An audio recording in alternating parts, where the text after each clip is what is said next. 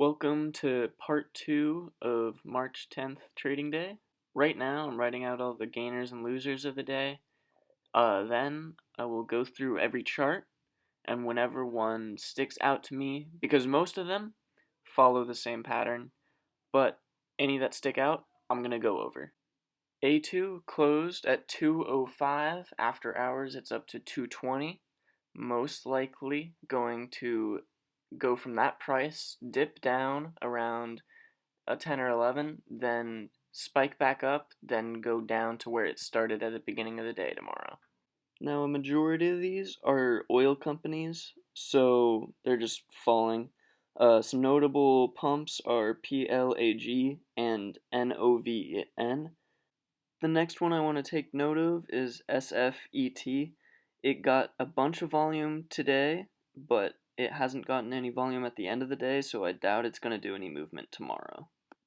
Something interesting that I have noticed about these oil stocks that were in the gainers section is that they still dropped yesterday, but it looks like they're bouncing back up, which either means the oil price has increased or somebody is trying to keep the oil up.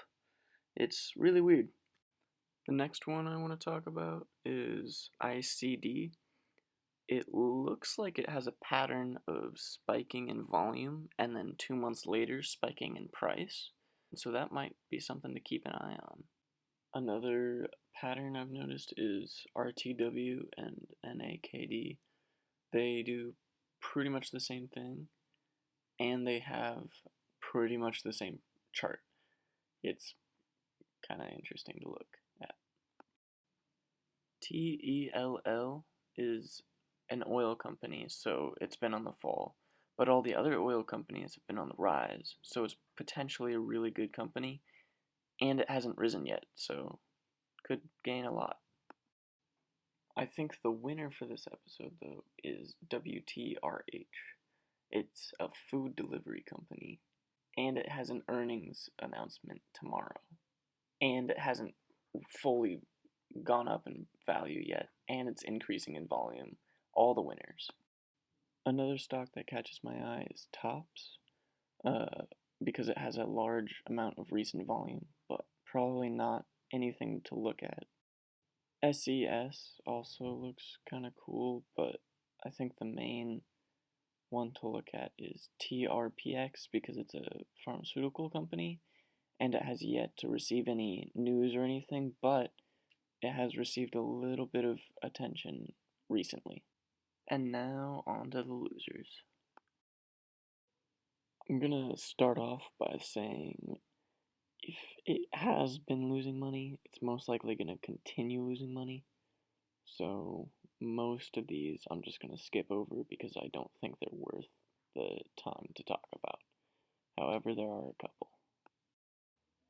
The notable ones are EYEN, ASRT, OIS, and ETTX.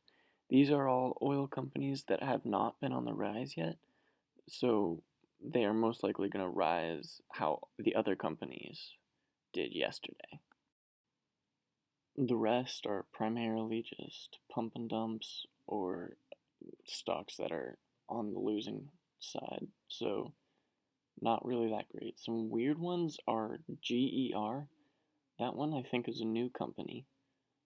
Another one that I'm interested in is RTW. Other than that, though, I would not recommend buying any of these. So, one thing to keep in mind that you're looking for is high volume, probably definitely more than 100,000. Probably more than 500,000. But if it's got like 1 million, 2 million, it should be a solid stock. That means people want it. Market cap does not mean the cap of the market. It means market capitalization, and it's the total number of shares that are owned times the stock price